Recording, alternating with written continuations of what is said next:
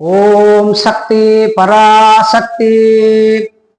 அன்பார்ந்த ஐடிவி சேனலை சப்ஸ்கிரைப் பண்ணி ஷேர் பண்ணி கண்டென்ட் நிறைய பார்த்துட்டே இருக்கக்கூடிய உங்கள் அனைவருக்கும் வணக்கம், நமஸ்காரங்கள். புதுச்சேரியிலிருந்து வாசுதேவன். நிறைய பேர் சப்ஸ்கிரைப் பண்ணியிருக்கீங்க. நிறைய கேள்விகள், நிறைய கொஸ்டின்ஸ் நிறைய எல்லாரும் கேட்குறீங்க. அதுக்கு முக்கியமாக யாரெல்லாம் ஒரு மொத்தமாக ஒரு 5-6 பேர் ஒரே மாதிரியான கேள்வி கேட்டால் அவங்களுக்கு மட்டும் பதில் சொல்லிட்டே வரும். நிறைய பார்த்துட்டே வரும். நிறைய விஷயங்கள், எண்ணிலடங்கா விஷயங்கள் என்னில கொட்டி கிடக்கு. எந்த விதமான குறுப்பு சீட்டோ துருப்பு சீட்டோ எதுவுமே என் கையில கிடையாது. நீங்க கேட்குற கேள்விக்கு நேரடியாக பதில் சொல்லக்கூடிய ஒரே ஒரு சேனல் ஐடிவி சேனல் மட்டும்தான், ஆன்மீகம் அறிவோங்கிற சேனல். அதனால இன்றைய தினம் நீங்க நிறைய பேர் என்ன கேட்டிருக்காங்க அப்படின்னு பார்த்தீங்கன்னா, வீட்டுல பொருட்கள்லாம் அங்கொன்றும் இங்கொன்றுமாக இருக்கிறது, சிதறி கிடக்கிறது, இதெல்லாம் எப்படி வச்சுக்கலாம், இது எப்படி வைத்தால் எங்களுக்கு வளமான வாழ்வு அமையும் அப்படின்னு நிறைய பேர் கேட்டிருக்காங்க. முதல்ல நீங்க வாசல்ல இருந்து நம்ம உள்ள போவோம். ஓகேங்களா? ஒவ்வொரு வீட்டுக்குள்ள இருந்து வாசல்ல இருந்து நம்ம உள்ள போறோம். சமையல் அறை, சாமி அறை, படுக்கை அறை, அப்புறம் இது ஹாலு, இதெல்லாம் நம்ம பார்க்க போறோம். ஓகேவா? நம்ம ஃபர்ஸ்ட் உள்ள நுழையும் போது முன்னாடி வாசற்படி இருக்கிறது. இந்த வாசற்படி அருகிலே நம்ம என்ன பண்ண போறோம் அப்படின்னு பார்ப்போம். வாசப்படி அருகிலே நம்மளுடைய காலணிகள், நம்மளுடைய ஸ்டெப்ஸ் விடும்போது, அந்த ஸ்டெப்ஸை விடும்போது பாத்தீங்கன்னா கரெக்டா இருக்கணும். ஒரே லெவலா எல்லாம் அடுக்கி வைத்தால் போல அழகாக இருக்க வேண்டும். இந்த செருப்புக்கு அதிபதி, அதாவது காலனிக்கு அதிபதி யாருன்னு பாத்தீங்கன்னா சனி பகவான். நம்மளுடைய பாதங்களை தாங்கி பிடிக்கக்கூடிய ஒரே சக்தி படைத்த இந்த காலணிகள் தான். அதனாலதான் பாத்தீங்கன்னா நிறைய பேருக்கு இன்னைக்கு தினம் இன்றைய வாழ்வியல் முறையில எங்க பார்த்தாலும் ஒரே பைரவர், நாய்கள் தொல்லை அதிகமாக இருக்குது, நிறைய கடிச்சுட்டே இருக்கு அப்படின்னு சொல்றாங்க. என்ன காரணம்னு கேட்டீங்கன்னா தெரியாத ஒரு விஷயத்த செய்யறதுனால்தான். நீங்க நாய் உங்களை துரத்துகிறது அப்படின்னா முதல்ல நின்றுடணும் பேசாம. வேற ஒண்ணுமே செய்யக்கூடாது, அசையக்கூடாது, அங்கும் இங்கும் நகரக்கூடாது. சற்று நேரம் முகர்ந்து பார்த்து விட்டு அது சென்று விடும். நீங்கள் அது கிட்டே வந்தவுடன் காலை எடுத்து காட்டினீர்களே ஆனால், கால் சனி பகவான், செருப்பு சனி பகவான், காலனி செருப்பு அந்த சனி பகவான், உடனே அது கவ்வத்தான் பார்க்கும். பைரவர் யாருன்னா சிவபெருமான், அவர் கவ்வத்தான் பார்ப்பார், கடித்து குதறுவதற்கு தான் பார்ப்பார். அதனால அதுக்கிட்ட அந்த காலை காட்டுறது. சில பேர் கொடையை காட்டுவாங்க. கொடையும் காட்டக்கூடாது, கருப்பு ஆகாது பைரவருக்கு, கருப்பு ஆகாது, சிவப்பு தான் பிடிக்கும் அவருக்கு. அதனால நீங்க அதுங்கிட்ட போய் கொடையை காட்டுறதோ காலனியை காட்டுறதோ உங்க காலை காட்டுறதோ இருந்ததுன்னா கவத்தான் செய்யும். அதனால நீங்கள் கையில எப்போதும் வெளியில போகும்போது நிறைய நாய்கள் இருக்கிற பகுதியில போறவங்க கையில ஒரு ஸ்டிக் வச்சுக்கலாம், கையில ஒரு கோல் வைத்துக்கொண்டு நடந்து செல்ல வேண்டும் என்பதை நான் தெளிவாக சொல்லுவேன். அதுக்காக கொடையை காட்டக்கூடாதுன்னு சொல்லியிருக்காங்க. சில பேர் கொடை எடுத்து போவாங்க இல்லையா, அது கொடையை காட்டுறதுனால அது கவிடும். அதனால முதல்ல இந்த காலணிகளை நேராக விட வேண்டும். வீட்டு வாசல்ல காலணிகள் நேராக இருக்க வேண்டும். வீடு வாசல் போர்ட்டிகோ என்று சொல்லக்கூடிய இடம் சுத்தமாக இருக்கணும். எந்த விதமான அழுக்கு பண்டங்களோ ஒரு அழுக்கு விஷயங்களோ அங்க வைக்கக்கூடாது அப்படிங்கிறது தெளிவா சொல்லிக்கிறேன். லக்ஷ்மி வரக்கூடிய இடம். அடுத்ததாக வாசல்படி. இந்த வாசல்படியில எல்லா விதமான இதையும் கொண்டு வைக்கக்கூடாது, எல்லா விதமான சுவாமிகளும் வைக்கக்கூடாது. எல்லா விதமான அந்த 3 சுவாமிகள் இல்ல 5 சுவாமிகள் இருக்கிற மாதிரி படங்கள் வைக்கலாம். நீங்க குலை மரம், வாழை மரம் இருக்கிற மாதிரி அன்னாச்சி பூ இருக்கக்கூடிய இதை வச்சுக்கலாம், ரெடி. ஓகே. ஆனா எல்லா விதமான பொருள்னா நீங்க வெளியில இருந்து கொண்டு வர சாமியோட பொருள் எல்லாத்தையும் அதை வைக்கக்கூடாது. 2 பக்கமும் மாலை போடுற மாதிரி நீங்க ரெடி பண்ணி வச்சுட்டு வாசப்படியில இது நீங்க காவந்து பண்ணணும். எப்போதுமே வாசப்படியில ஒரு விளக்கு எரிய வேண்டும். அது காலையில 6ல இருந்து 7:30, சாயந்தரம் 6ல இருந்து 7:30, அவ்வளவுதான். இதுக்கு மேல வைக்கக்கூடாது. ஊதுபத்தி எப்போதுமே வாசல் படியில 2, காலம்பரம் 2, சாயந்தரம் 2 ஏற்றி வைப்பது நல்லது. வெத்தலைப்பாக்கு பழம் வச்சு வைக்கிறது. வெத்தலைப்பாக்கு யாருக்கு கொடுக்குது? நம்ம யாருக்காவது கொடுக்குறோம், அழைக்கிறதுக்கு கொடுக்குறதுக்கு மட்டும் இல்ல, லக்ஷ்மியை வரவேற்கிறதுக்கும் வெத்தலைப்பாக்கு உற்சாகம். நீங்க டெய்லி வைக்கணுமா? முடிந்தவர்கள் வையுங்கள், இல்லை வாரத்தில் ஒரு முறையாவது அதை வெத்தலைப்பாக்கு வைக்கிறதுக்கு ட்ரை பண்ணுங்க. ஓகேவா? இப்போ உள்ள போறோம். உள்ள போனோடனே ஹால் இருக்கு இல்லையா, இந்த ஹால்ல இப்பெல்லாம் பாத்தீங்கன்னாக்கா வாசப்படி தாண்டி வர மாதிரி லக்ஷ்மி படம், குதிரைகள் ஓடி வர மாதிரி படங்கள்லாம் வச்சிருக்காங்க. நல்லது. ஹயக்ரீவர் என்று சொல்லக்கூடிய குதிரைகள் ஓடி வரக்கூடிய படங்களை வைப்பது நல்லது, நல்ல விஷயமாக இது பார்க்கப்படுகிறது. ஹால் எப்போதுமே கிளீன் அண்ட் நீட்டா இருக்கணுங்க. ஒரு டிவி, அதுக்கு நேரம் ஒரு சோஃபா, பக்கத்துல 2 பேர் உட்கார்றதுக்கு அமர்வதற்கு ஒரு டீப்பாய், ஏதாவது பொருள் வைக்கிறதுக்கு டீப்பாய், இதெல்லாம் இருக்கலாமே தவிர தலகாணி, போர்வை, நீங்க வீட்டுல உபயோகப்படுத்தக்கூடிய பாய், இதெல்லாம் ஹால்லேயே போட்டு வச்சிருக்க கூடாது, ஹால்லேயே ஓரமா வச்சிருக்க கூடாது.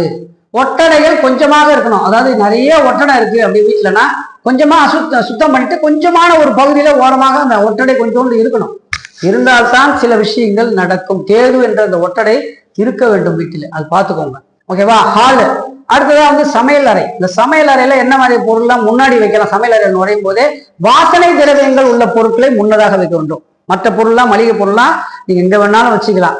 உள்ள நுழைஞ்ச உடனே வாசனை திரவியங்கள் உள்படும். இந்த மிளகு, ஜீரகம், ஏலக்காய், அப்புறம் இந்த வாசனை திரவியங்களை வாசனையா இருக்கக்கூடிய பொருள்லாம் முன்னாடி சமையல் ரூமில் நுழையும் போது உள்ள முதல்ல இருக்கணும். இல்லைன்னா பச்சை கற்பூரம், ஜாதி பத்திரி, லவங்கம், ஏலக்காய் இதெல்லாம் பொடி பண்ண ஒரு பொடியினுடைய முடிச்சு வந்து சமையல் ரூம்ல மேல தொங்க விடலாம். வாசனை உள்ள வந்துட்டே இருக்கும். ஓகேங்களா?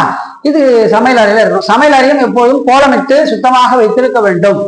பால் காய்ச்சிற பாத்திரம்னா பால் காய்ச்சிற பாத்திரம் அந்த அந்த இடத்துலதான் இருக்கணும். சமையல் பண்ற அந்த அரிசி பாத்திரம் எங்க இருக்கணும்னா அங்கதான் இருக்கணும். ஓகேங்களா? இந்த வீட்டுல இருக்கக்கூடிய கிழக்கு நோக்கி நீங்க நின்று கொண்டு சமைத்தால் நல்லது. கிழக்கு நோக்கி நீங்க நின்று கொண்டு இல்லைங்க, எங்க வீட்டுல வந்து மேற்க பார்த்து நிற்கிற மாதிரி இருக்கு, பரவாயில்ல. வடக்க பார்த்த மாதிரி இருக்கு பரவாயில்ல. தெற்க பார்த்த மாதிரி சமையல் யாரும் பண்ண மாட்டாங்க. தெற்கு சமையல் பண்ணால் வேறு இடத்துக்கு போய்விடும். அதனால தெற்கு பார்த்து சமையல் பண்ணக்கூடிய ஒரு விஷயத்த 100% தவிர்த்துருங்க. ஓகேவா?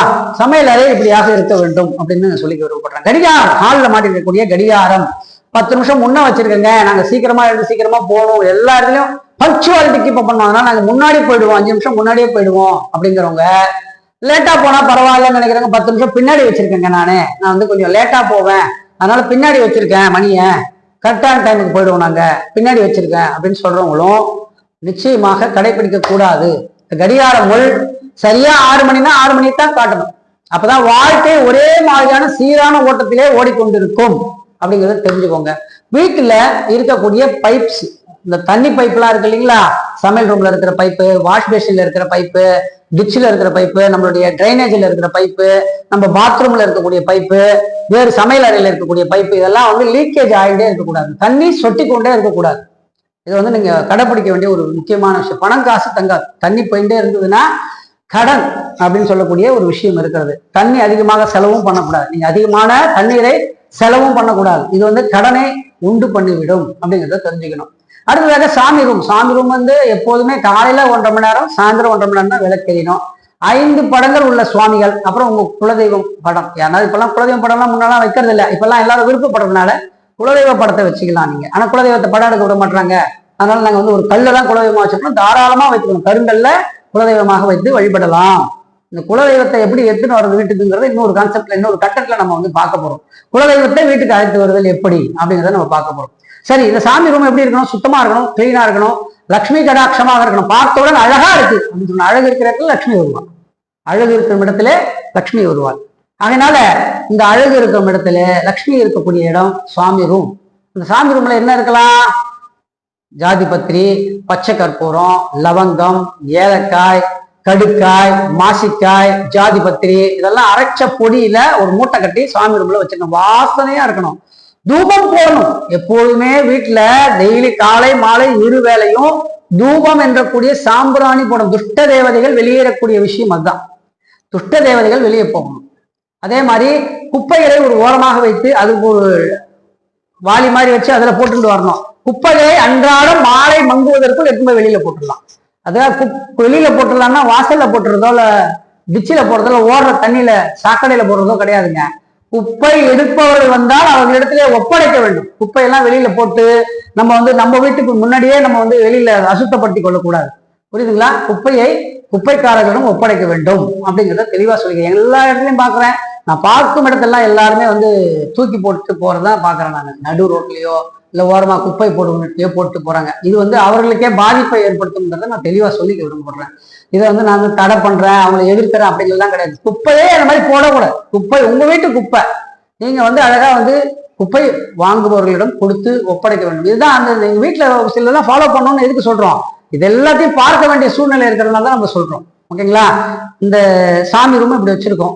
அந்த அந்தந்த குப்பைகள் ஒரு மாதிரி ஒரு நாளைக்கு 2 நாளைக்கு துணிகள் ஓரமாக சேர்த்து வைக்கலாம். அதுக்குன்னு ஒரு டப்பா போட்டு அந்த டப்பால போட்டு வைக்கணும். அந்த பழைய துணிகள்லாம், உடுத்திய துணிகளை அதில் போட்டு மறுநாள் காலம்பரை எழுந்த உடனே 9லேருந்து 10, 11 அந்த டைமுக்குள்ள துவைத்து வெளியில காய போட்டு வைத்து சாயரட்ச வேலையில அந்தி மங்குவதற்குள் எடுத்து வந்து மடித்து ஓரமாக அந்தந்த இடத்துல வச்சுடணும். இதுதான் முக்கியமா நீங்க ஃபாலோ பண்ண வேண்டிய விஷயம். அப்புறம் இந்த பாய் தலைகாணி எதுக்கு பாருங்க, இந்த பாய் தலைகாணி பெட்ல போட்டுருந்து அதுலயே தான் படுத்துக்கிறோம். காலையில இருந்தா சுருட்டி கூட வைக்கிறது கிடையாது. அதை வந்து அப்படியே ஒரு ஓரமா இந்த காலால நகர்த்திட்டு நம்ம மாட்டுக்கு எழுந்து நம்ம வேலையை பார்க்க போயிடணும். அழகாக மடித்து வைக்க வேண்டும். வாரத்துக்கு ஒரு முறையில 2 முறையில ஒரு மாசத்துக்கு ஒரு முறை இந்த தலகாணி பாயெல்லாம் வெயில்ல எடுத்து போட்டு திரும்ப போடணும். ஒரே மாதிரியான திசையை வச்சு நமக்கு ஒரு சில பிரச்சனைகள்லாம் வர ஆரம்பிக்குது அப்படின்னா திரும்ப திரும்ப அந்த தலகாணியில படுத்துட்டே இருந்தாலும் அது நமக்கு ராத்திரி எல்லாம் சொல்லிட்டே இருக்கும். இது மாதிரி நடந்தது, இது மாதிரி நடந்தது, இது மாதிரி நடந்ததுன்னு சொல்லிட்டே இருக்கும். தலகாணி பேசுங்க, பாய் பேசும், போர்வை பேசும், எல்லாமே பேசக்கூடிய தன்மைகள் உள்ளது. அதனால தொடர்ந்து அதே தான் நடந்து கொண்டிருக்கும். அப்போ மாற்றி படுக்கலாம். ஹாலில் வந்து படுத்துக்கலாம். நீங்க ஒரு வாரமா 10 நாளா தொடர்ந்து ஒரே மாதிரி நிகழ்ச்சி நடந்ததுன்னா ஹாலில் வந்து படுத்துக்கலாம். கொஞ்ச நாள் ஒரு 10 நாள் ஹாலில் வந்து படுத்துக்கலாம். எனக்கு அங்க படுத்தாதாங்க தூக்கம் வரும், இங்க படுத்தா தூக்கம் வராதுங்க, அதெல்லாம் கிடையாதுங்க. நீங்க உங்கள் மனதிலேயே மாற்றி கொண்டால் மட்டுமே சிலதெல்லாம் நடக்கும். அதே மாதிரி வீட்டில் இருக்கக்கூடிய சேர்ஸ், பெஞ்சஸ் இதெல்லாம் 2 மாசத்துக்கு ஒரு தடவை 3 மாசத்துக்கு ஒரு தடவை மாற்றி போட்டு அமைத்து வைத்தல் நல்லது. ஏன்னா ஒரு தேவதை வருது, ஒரு இடத்துல உட்காந்துருக்குன்னா போயிட்டு போயிட்டு திரும்ப திரும்ப அந்த இடத்துலயே வந்து உட்காந்துட்டு இருப்பீங்க. நீங்க மாற்றி வச்சீங்கன்னா அந்த இடத்துல அது இல்ல, நம்ம உட்கார்ந்த இடம் இது இல்லைன்னு சொல்லிட்டு வேற இடத்துக்கு போயிடுங்க. நல்லா கவனிக்கணுங்க. நல் தேவதையாக இருந்தால் பரவாயில்லை, துர்தேவதைகள் வந்தால் நம்மளால சமாளிக்க முடியாது.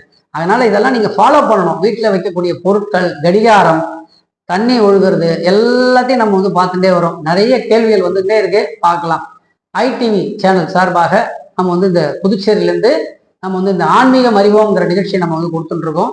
இந்த சேனலை சப்ஸ்கிரைப் பண்ணாதவங்க சப்ஸ்கிரைப் பண்ணுங்க, பெல் பட்டனை அழுத்தாதவங்க பெல் பட்டனை அழுத்துங்க, ஷேர் பண்ணுங்க, நிறைய பேருக்கு அனுப்புங்க. உங்களுக்கு தெரிந்தவர்கள் எல்லாருக்கும் கண்டென்ட் நிறைய வந்துட்டே இருக்கும். கமெண்ட் பண்ணுங்க, கேள்விகள் கேளுங்க.